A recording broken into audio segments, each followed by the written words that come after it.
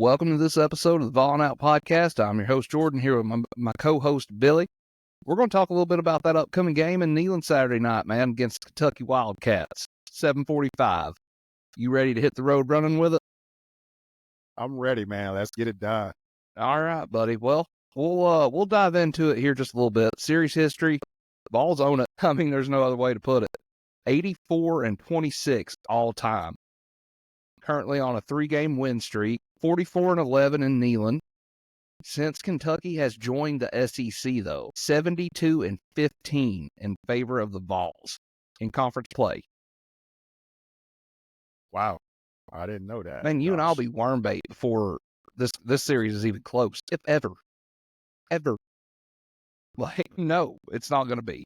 Vols have won 8 out of the last 10. Dark, and just so everybody knows right off the rip here, it is a dark mode game. Last time Kentucky came to Neyland, it got ugly and got ugly quick. 44-6. Dark mode. I'm gonna do it too, but I don't have the dark. I got the dark mode hat. Oh man, I put on my dark mode today, man, and I met some of my ex-teammates at a restaurant today, and so I duplicated the commercial that they put out with them, you know, like the Venom, like coming into it and turning their uniforms black, and then he kind of put his fist on the ground like Superman. And it was like I did that today with my dark mode shirt. It's like, dude, that's pretty cool. I'll tell you what, dude, our Tennessee social media pages with stuff like that, they stay undefeated, dude. That was the sickest video I've seen in a hot minute. Come out of that, out of the social media department. That was impressive. That was hot. That was hot, man. Yes, hotter than fish grease, as they say. Buddy, so let's talk a little bit about Kentucky's season so far. They come into this one 3-5, 1-5 in the conference. Lost 3 straight since beating Ole Miss. So what does that tell you about Ole Miss? I don't think that I think you and I have kind of touched on it. You especially. Ole Miss just ain't that good. You know, that's just what it is. Ranks 124th out of 134 FBS schools passing the ball. So, yeah, I don't think we're going to have to worry about them throwing it all over the yard on us. 101st in scoring offense. They have failed to score more than 20 points in conference play this season. Well, stats are on our side then. Yes. One thing I do kind of want to touch on with this one, because it kind of adds to it, makes it more of a thing than what the game itself probably will really be. Gerald Mincey, dude has had so much to say since he's moved up there and transferred from here. It's like, why, man? Why? What's the point? I think he's just trying to be relevant. He's an old lineman, so he never get talked about. So him doing that, and that's crazy because, you know, most of the time your coaches typically tell you don't give the other team any bulletin board material. And for him to say that, it almost, I think he's saying that just because he played here, and he's just talking just to talk because he got his hands full this weekend. And I thought he was hurt, to be honest with you.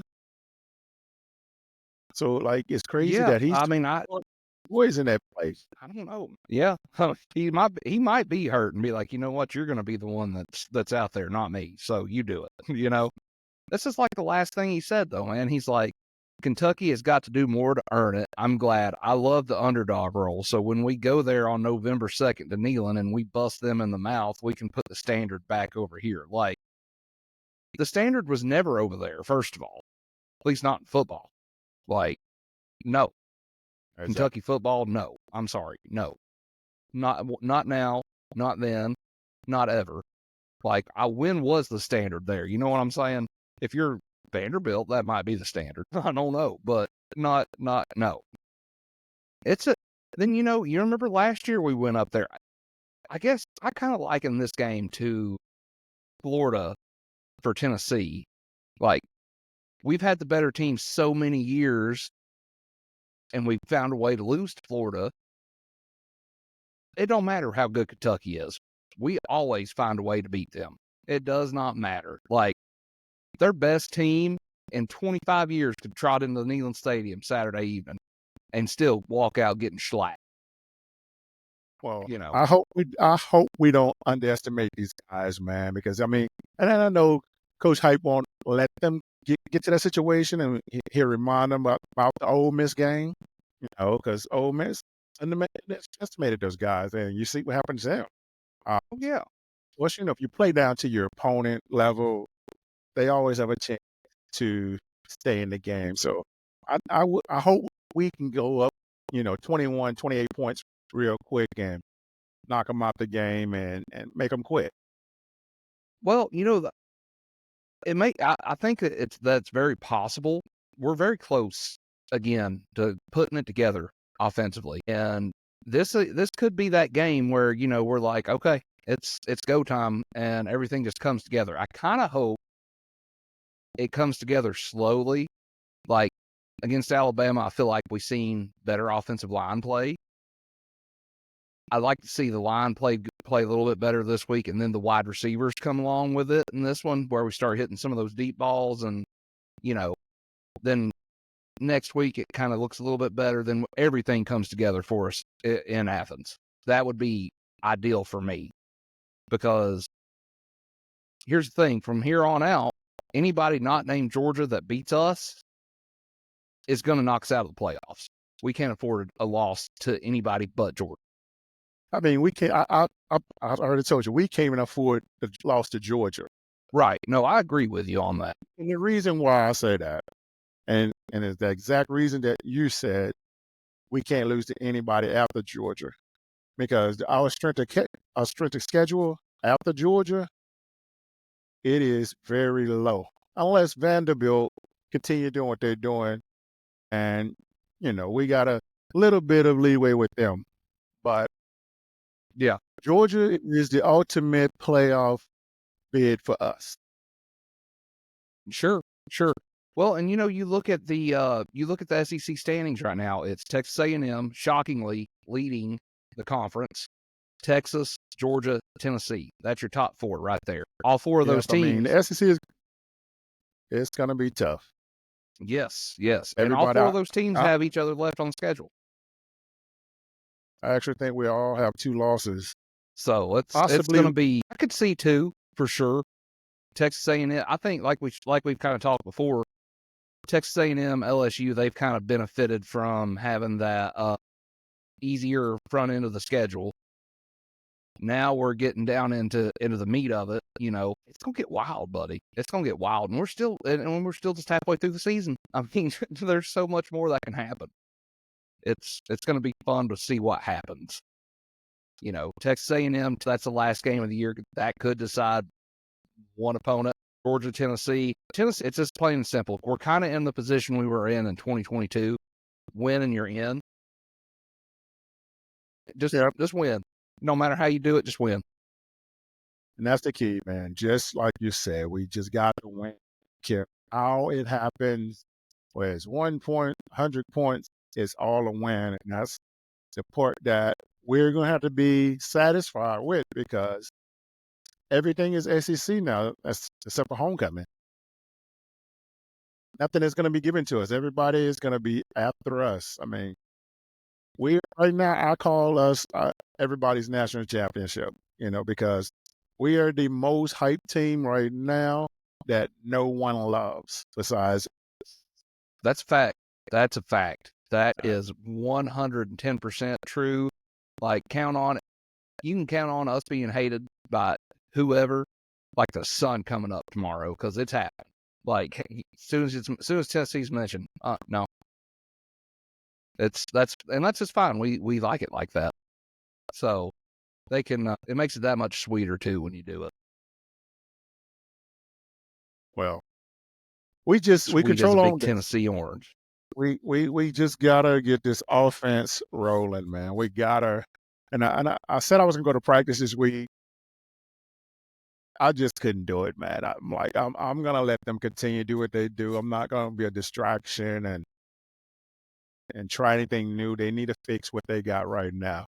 They don't need any outside give them pointers now. They need to be themselves, go out there and fight like I know they can, and just win. Yeah, yeah. Well, I think at this point we know what the team's identity is, so to speak. They want to run the ball. They want to cram it down your throat. They want to play, smash mouth football. It kind of ties in. I was looking actually since, over the last couple of games, time of possession is not as big of a thing as it used to be.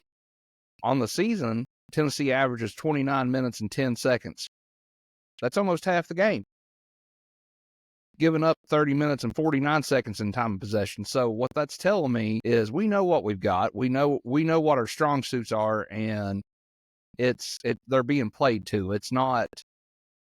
I think we've learned from that Arkansas game. That Arkansas game very well could have been a blessing in disguise, so to speak. Because I mean, they laid the blueprint for everybody else to beat us at that game. I feel like with that defense and not necessarily the defense though. I've said it before.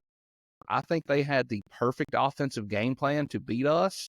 They didn't throw it all over the field. They didn't do nothing sexy, nothing spectacular, but they were getting 3.5 yards a carry and eating time.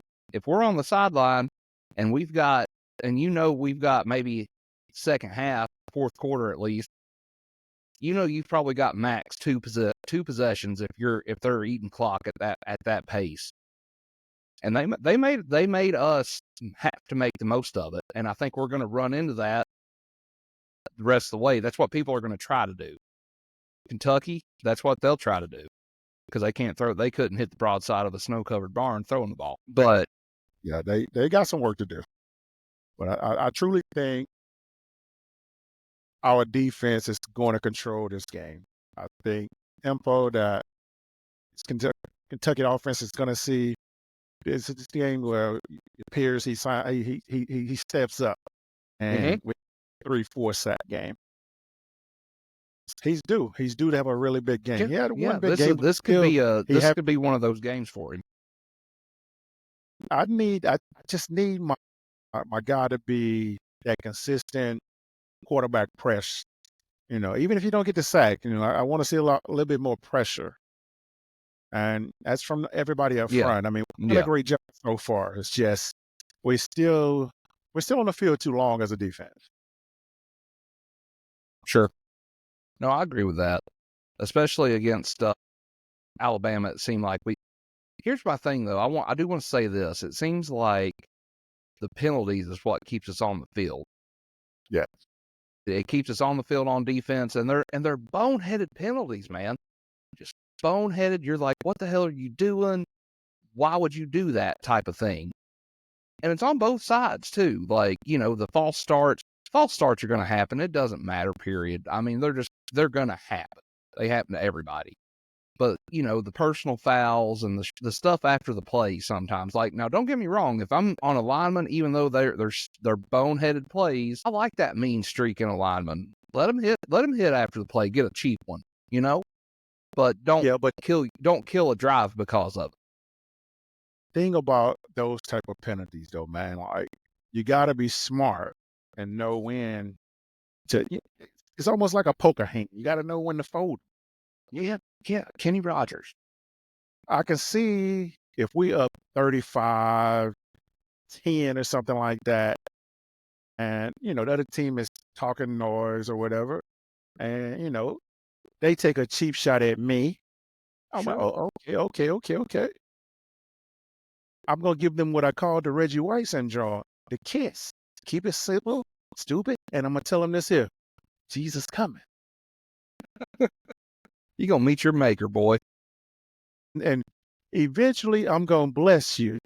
Yes. Eventually you're going to be blessed. Yeah, it's just blessed. Game with the offensive lineman. I love nasty offensive linemen, man. Some of my teammates today, like Jarvis Rito, he was one of those big guys that was he was probably the first offensive lineman I ever seen that was like 6'7", 320 pounds and had a six-pack. I'm like, just don't look. That's just weird. But he was one of those nasty guys, though, man, where he was just huge, man. I'd never seen guys that big. And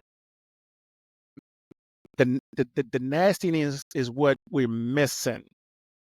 I Yeah. don't want to one time per year where we see these guys do the blindside thing. Yeah. We saw Right. it last year, one time. This year we saw it one time. I still haven't seen my O-line be nasty, push him in the face or do something. Yeah. Yeah. Just do Hey, something. quarterback. Right. Yeah. No, I'm with you there. I want to see it too. I just get pissed off. Let them piss. Just like the other teams, just looking at them to piss you off. Like, just get pissed off and do it. Just do it. Like Nike. So, all that being said, let's talk a little bit more about this Kentucky team. We've talked about it before. They failed to score more than 20 in conference play. They averaged 19.1 points per game. They give up 19.9. That's why they're 3-5. Plain and simple.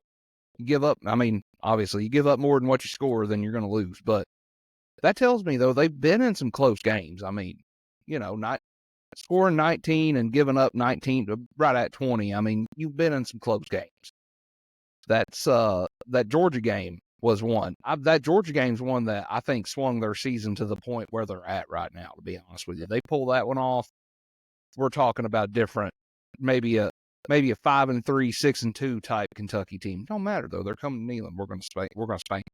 So rushing wise, they get right at 142 a game, 3.8 yards per carry, 9 rushing touchdowns on the year. So that could give us fits if we don't come to play, kind of like you were saying on the defensive line.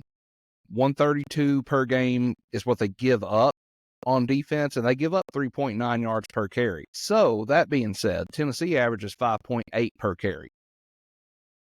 I see a lot of ground and pound in our future Saturday night.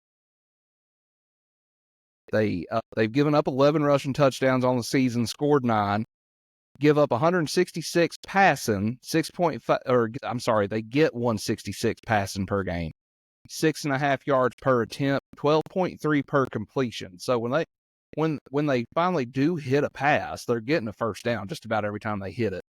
They're getting a few yak yardage too.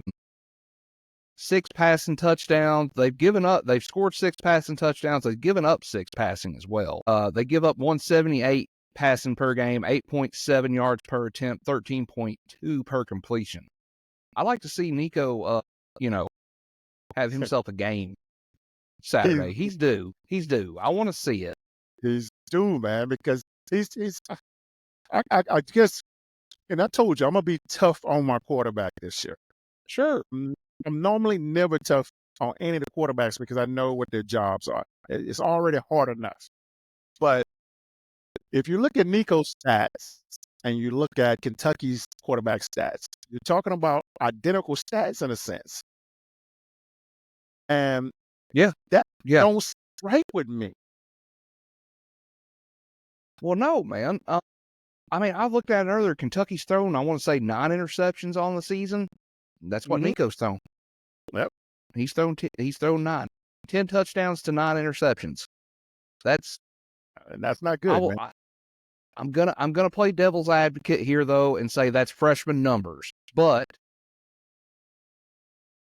Nico, it was not hyped up to be just a freshman. You know what I'm saying? Like, I'm not riding the kid. He's winning ball games. He's done. He's not winning ball games. That defense ball games. Defense is winning ball games. Fact. Sampson is carrying that offense. Nico ain't did Facts nothing. though, man. I'm not. Nico needs to be on flames like my boy was last year. I just need him on the hot seat. And the thing is, I'm just saying it because I know how good this man is, man. I know his talent and the offense is for him. And that's what I guess I get upset because no one is giving it to him like they gave it to the quarterbacks last year. Yeah, no, you're right. Everybody that is not the quarterback, guys. This guy, he only can do so much. If this guy's not helping him, he can't help himself if everybody else is not doing it. And And I'm still not as hard as I should be on them, but I know, I guess you got to know X's and O's. You got to know football. You got to understand what it takes to create the recipe on the field to make it Right. taste. Yeah, no, I agree with you on that, like 100%. Like, and to your point, it's not just him. It's not like wide receivers not getting off the line of scrimmage quick enough. That's a lot of it. I think that's a lot of it. And we've talked about it several times. I think we have overrated our wide receiver core. We thought they were just going to be dynamite this year. And you see those flashes, but they're not getting off the line of scrimmage, and that's why those deep shots that we're missing by, a couple feet now instead of, 10, 15 yards last year are not being hit. That's what it is. Joe, I love Joe though, man. I can't say a bad word about him. Him and his people are good people. Cannot say a bad word about them on or off the field, honestly. Can't. Won't do it either. So here is something that's interesting too. Kentucky is 12 for 22 red zone touchdowns, 18 for 22 scoring in the red zone, period. So that tells me they're okay if you get them down there. But that's not good. You want that to be more 18 to 22 touchdowns and having to settle for 4 field goals. You know what I mean? Yes. And and be honest with you, we've been in that situation all year long where our offense have put us in some bad situations, and our defense had to stop their opponents from scoring. And that's a lot of the things that has happened with our defense that makes them so much better than a whole lot of defenses out there. They're not letting people score in the red zone. I would love to hear the stats on that. I haven't even checked it out. How's our red zone defense? Red zone defense, 15 for 23. Okay, eight of those are touchdowns. Yes, I'll take it all day long. All day long. And majority of those are like bad. We're within bad situations. So I'll take that all day too. I'm with you there. Yeah. I mean, they're stout, man. They're just stingy. It doesn't matter. They just find a damn way. That's all they do. They just find a way. It don't have to be sexy. It don't have to be pretty. They just find a way. And you said it perfect. That's where there's a will, there's a way. Yes. And the thing is, it's not just one player that's that defense has got it too, buddy. Now, everybody playing together. Yes. So we've kind of touched on them. Let's touch on our own defense here. Okay. 11.5 points per game is what we're giving up. The one game we've lost, we only gave up 19 points in. I'm not going to complain about it. I'm not in the least damn bit. Because you give up 19, your defense has done the job. We give up 79 yards rushing per game, 2.2 attempts, 2.2 yards per attempt. Ridiculous. Wow. Stifling. Only 4 rushing touchdowns on the season. Through 8 games. That's just, it's crazy. 180 yards passing per game, 4 TDs, 6.21 yards per attempt. So, hey, you can't beat those numbers hardly. You cannot. Wow. On a total though, 15 for 23 in the red zone. We've talked about it though. You're giving up 8 touchdowns and 7 field goals out of 23 trips, whereas Kentucky, period, has seen the red zone 22 times this year. Like across 7 games. We're letting people in there 23 times all year. In other words, you're getting 1.5 trips a game, and you're not getting anything out of it, really. So here's one stat though that I think is crazy too. Yeah.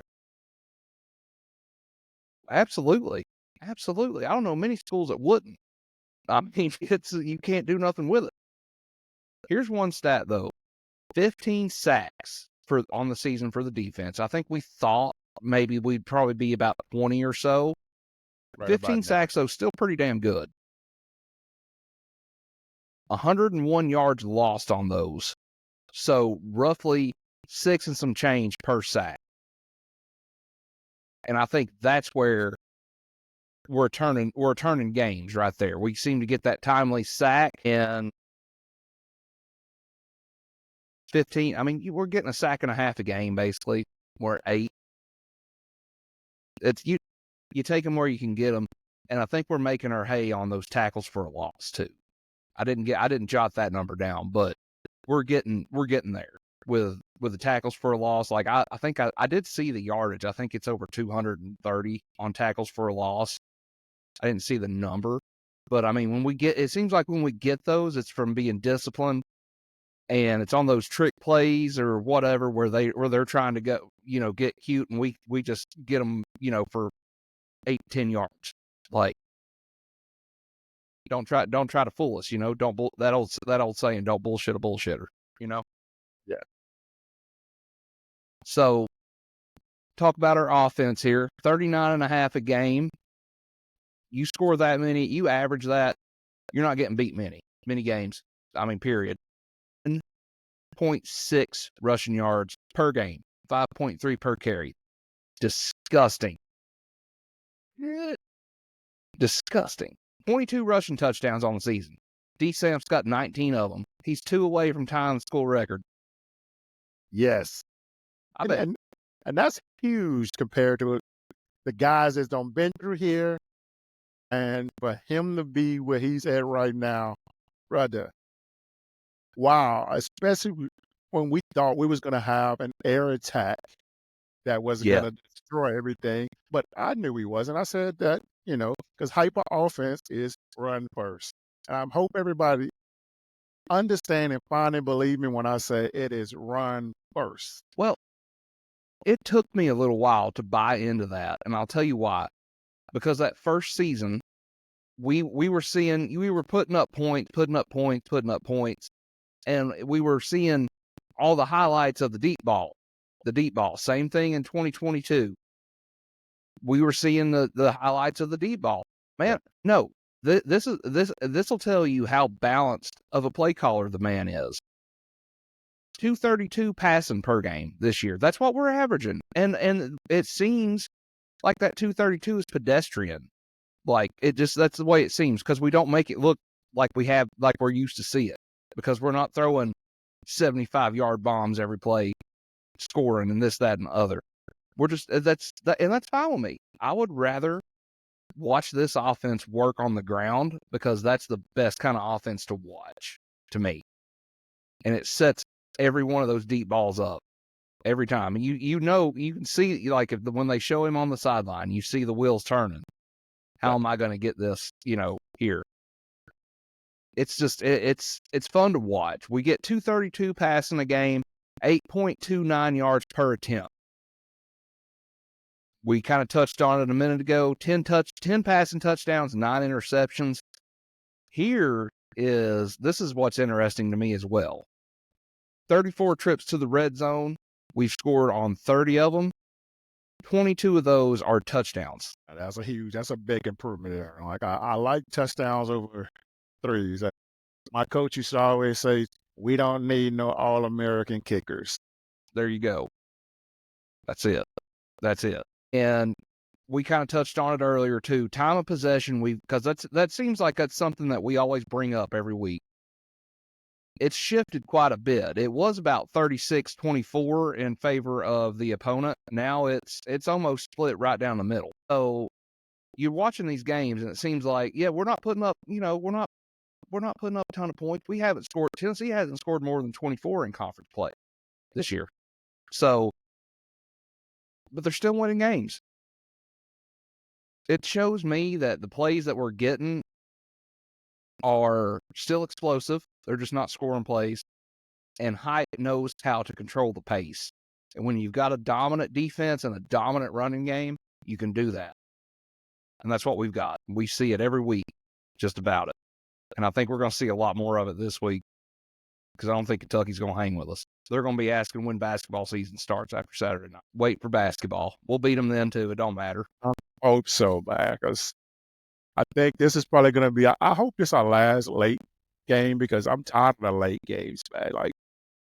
I love it for the how would I say this? The ventures on campus that people are selling before the game, and it helps out with revenue for that situations. But man, late games are hard on the body, man. I'm not going to disagree with you. I do got to touch bad news though. It sounds like that Mississippi State game is going to be a 7:00 game. That's what they're leaning towards. But here may be the silver lining. Georgia may be 3:30. Maybe 3:30. What? Being away, I could see it being a 3:30 game. Well, I have a feeling about that one. Because if we win handily and beat them pretty bad, I wouldn't doubt if ESPN would be at the game, like that would Ooh, game yeah. be in there. So it would probably end up being another late game, man. Well, That'll be the let's. time game. That's what. Okay, so this is week 8 of the college football season, right? Hmm? Week 9. Week 8. No, hold on. Let's see here. Let's see what games are on that week. It would be next week, right? No, next week we got Mississippi State next week. That's right. I don't know why I keep thinking we got. And that's hold on, Mississippi State. They're home too, aren't we? Yeah, the next 2 games are at home. Let me just pull up. I don't know why I did that. I went and I was like, let me Google it. And just pull up the app. That's going to be week 12. And LSU, Florida, Missouri, South Carolina, That's game days. Texas, Arkansas. Dude, there's no questions asked. That's just the SEC schedule. Let's look at top 25. Nope, that's week. Game day would be in Athens. Yeah, guaranteed. Yeah, because that's one of those weekends where you're going to see some upsets. But that's the marquee game. As long as both teams do their job. Hello 8:00 on ABC. I think that's what it'll be. See, because Georgia but Georgia do have Ole Miss. They have to go to Ole Miss. They get them the week before us, right? Yeah. Right before us. Yeah. Okay. I'm telling you, man, it's going to get wild over the next 3-4 weeks. And I want to say either this week or next week, one of the two, the initial playoff rankings come out. So we'll see. It's going to get interesting. I almost wonder too, I'm not complaining about how Tennessee wins, how much they win by, whatever, but I almost wonder if hype's kind of not like, let's just win these games early, get them out of the way, and let's really show what we got whenever it starts getting down to the nitty gritty and start hanging 50 and 60 again. You never do know. I mean, because the plays are there. They're there. I mean, I don't feel like that's too far out of the realm of possibility, but I also feel like I'm inside my own head with that kind of conspiracy theory. Like, is he really not trying to score as much as he can? Like sandbagging almost. But I'm not worried about it one way or the other. We're winning. I think our next game that we probably put up 50 points will be next weekend against Mississippi State. They're probably next weekend is a good kind of. Yeah. Yeah. Well, and Georgia, man, here's something else too. Georgia struggled with them. Only beat them by 10. Well, that's what I'm saying. Like, teams typically play the top-ranked teams so much harder. These coaches they're bringing out all the best plays, all the best defensive schemes, and I'm like, why you don't do that against everybody? Like, right. Like the idea is to win. They would come out banging. I wouldn't be surprised to see Mississippi State run a kickoff return back with a touchdown. Like, that's something crazy. Just stuff like that happens with teams like that. But we just got to take care of business, though, man. We got to. Yes, sir. Absolutely. Well, buddy, before we close her out here, got a couple things here. You want to run through some pick'ems right quick because we got a few decent games this weekend. First up, Ohio State favored by 3.5 at Penn State, noon game. Who you got? Ooh, That's my tough. good gosh. And let's see. And it's at Penn State. I'm gonna probably ride with Yes, Penn sir. State on the spread there, but Ohio State is not as good as everybody think they are. It's just the schedule that they're playing. They get by, but this is probably going to be the Sure. next true test. And I wouldn't doubt if Penn State wouldn't win this game. Here's my thing on a 3.5 point spread. If I'm gonna take the 3.5, I think I just put it on the money line. Because they got to be in plus money. I didn't look at that, but I wouldn't think it would be too out of the question there. You know what I'm saying? I'm gonna ride with you on that though. I'll take Penn State in that 3.5. I'll pick them outright, honestly, because Penn State's defense is just as good as Oregon's. I feel like, and Ohio State didn't do a whole lot against them, so that's going to be a good game. That's going to be a damn good game. Here's one though: Duke at Miami, 21.5 point spread. Miami is favored, noon game. Which way you rolling on that? But 21 points, wow. I mean, Duke is not that bad, man. Duke has a pretty disciplined team that I don't see them getting beat by 21, man. I think if Duke contain the quarterback, get in his head, I think he can make some mistakes. And I mean, because that's the key to that team right now is the quarterback. He's doing a great job, man. He's doing the Mahomes thing that when Mahomes first got out there, like, getting Dude, that hit. kid's good. Gosh, he's amazing, man. He's amazing, but I don't think they're 21 Yes, points. Cam Ward is legit. So for No, the point, I take Duke. Miami should win, but I would take Duke. Yeah, I'm with you on that. Duke. I've watched quite a bit of Duke this year. Duke's probably, in a weird way, my second team that I'm like, okay, I'm going to pay attention to them. I've got my own reasons for it, but I don't see Miami blowing them out. They've not been blown out by anybody this year. SMU beat them 28-27 last week, and SMU's not a bad football team. Next one up, Vandy travels down to Jordan-Hare. Auburn a 7-point favorite. Yeah, Auburn is favored by 7 points. I'm gonna take Auburn with the points. I think I'm jumping on Vandy. I just I'm think take Vandy, man.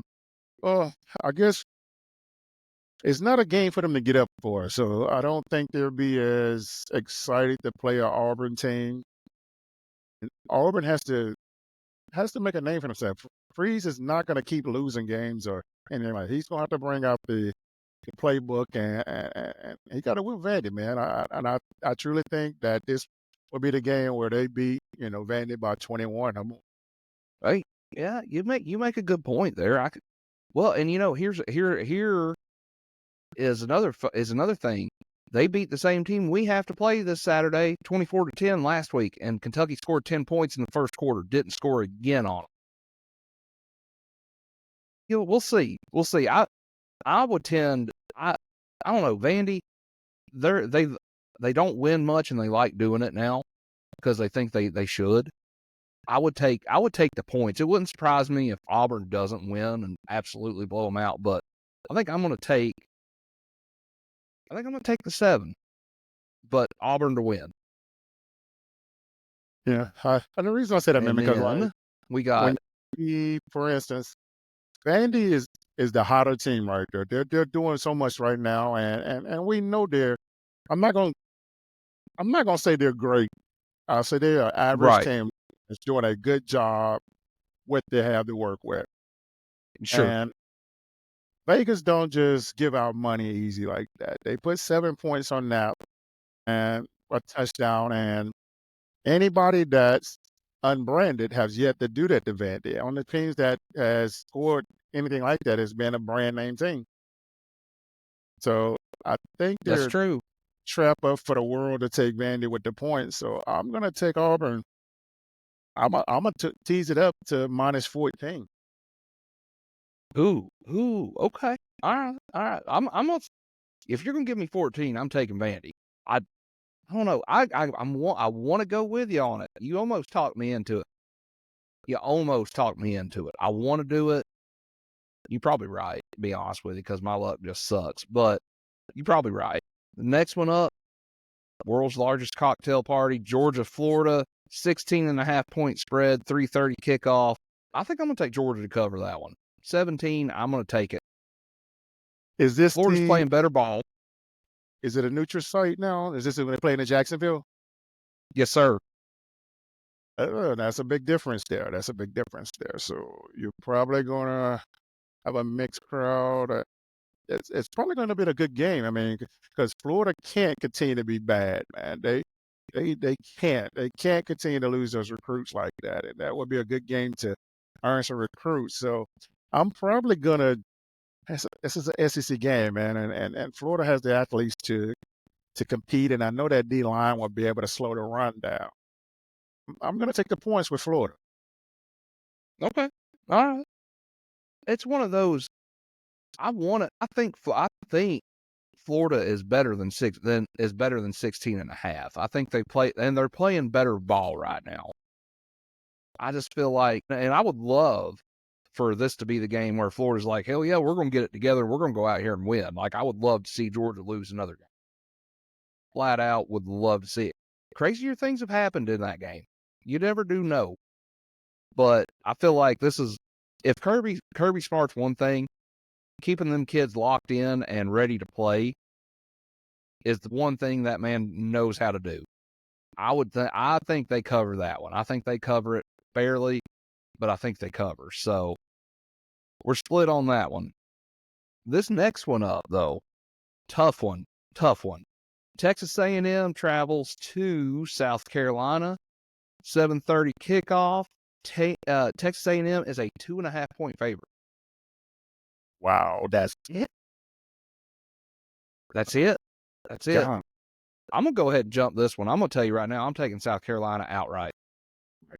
I think I'm about to ride with you there because now, if A&M plays the backup quarterback, I think they will be able to control the game with the possession of time, and they'll blast them out. And that's the only reason they beat LSU.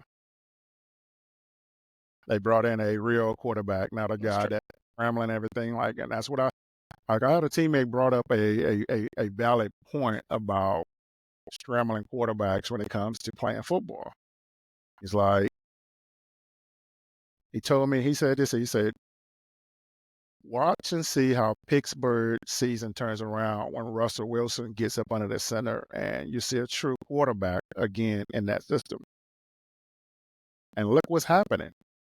Pittsburgh looks like a whole different team now. Yeah, they put it on the Giants last night. Yeah. Even who else was it? He told me that what's that quarterback? The Colts. The backup quarterback. Anthony Richardson. And Joe Flacco, yeah. Flacco, he's up under the center.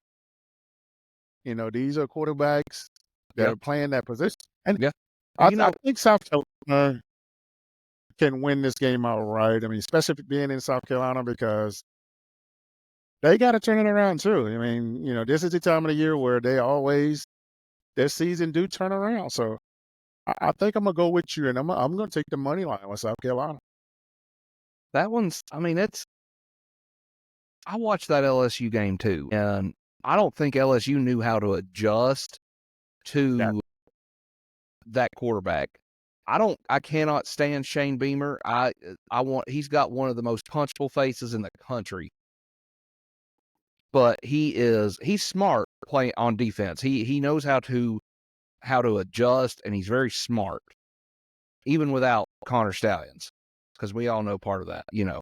That's the only reason they beat us in 2022. I don't care. I'm saying it. But he's very smart. He's good at making halftime adjustments. He'll figure out a way to slow that quarterback run down. It's consensus here on Volling Out. We're going at South Carolina on the money line. Here's another one, kind of out of the realm of where we're at here, and then we'll get to the Vols game. Pittsburgh travels to Southern Methodist U. SMU is a 7.5-point favorite. And Pittsburgh's not a terrible team. That is a ranked Pittsburgh team. That should be a pretty good game, man. You're talking about, this is a conference game. So, I mean, both teams are undefeated in the conference, I think. And, I think SMU is the only one that's lost a game. Pittsburgh is a very team, man. I think, what's the quarterback name? It's like Holstein or something like that. He's doing pretty good, guys. Yeah. And then, God, what was the other kid? They have a running back that's doing good. SMU. He's doing pretty good. Now, SMU has always been crappy, man, but this is a home game from SMU, and I'm going to take SMU to win by 2 touchdowns. Hey, they're talented. They're talented. I'm gonna ride with you on taking SMU to win. Give me the 7.5 for Pitt though, and the over. Both those teams can score. Yes, and that's why I take SMU, man. That offense is so explosive, man. It's like they score so quick, and it just makes me mad at my team, man. When I see these offenses, I know we can do, and we playing putt-putt on our offense, and gosh, I just want that and that's what the fans just want here in Tennessee. So, but I'm not gonna. We'll get there in a second. So SMU blowout. You might be. You're probably going to end up being right on that one because anytime I put some strong faith behind an underdog, they end up shitting a bit. So next up, though, last game on the list here, we got the Wildcats coming to Neyland Saturday night. Dark mode, Vols 16.5-point spread. Over under is right at 45.5 right now. Which way you going and why? I mean, I'm gonna take the Vols to win by at least 21, man. I just don't see them allowing this Kentucky team to come in and just rattle us. It's time for us to get in a situation where we got to earn some respect and let everybody know when they come to Neyland, it won't be easy. So I'm taking the Vols to win. I'm gonna say I'm with you. 38-13. Okay. All right. I am going to agree with you that we cover the spread. I'm going to get ballsy right here though. Vols winning a shutout. 35-0. Hey, if they do that, dark mode would be in effect, man. Oh man, come on. We haven't had a shutout, and I can't tell you how long. But defense, man, that would be, gosh. We might lose our coach then, man. I'll tell you what, I don't know that Minnie's going to be leaving just because. Actually, me and my dad were talking about this today. When everybody wants your coaches, that's obviously a good thing. But I think we've got the backing behind it now to where it's going to be hard to get one of them. And we're going to make it hard for one of them to leave.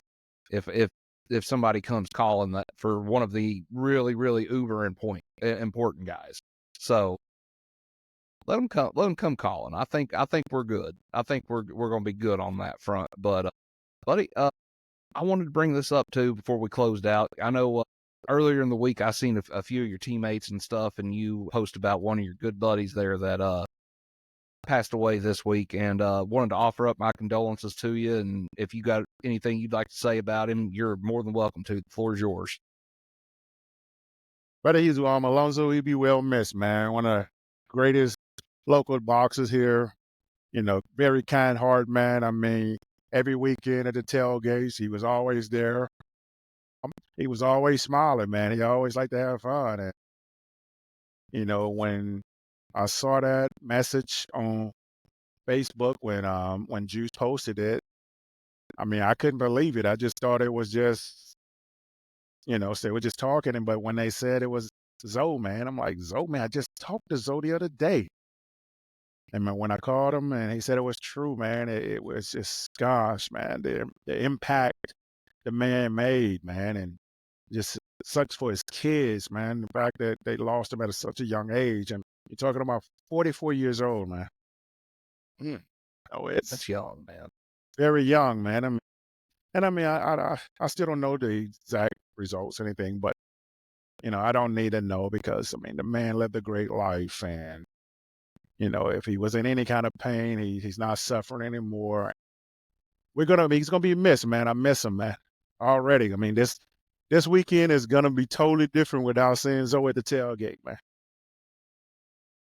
Sure, man. I seen that, and I couldn't let it pass without it being brought up. You got if he means something to you guys, he means something to somebody.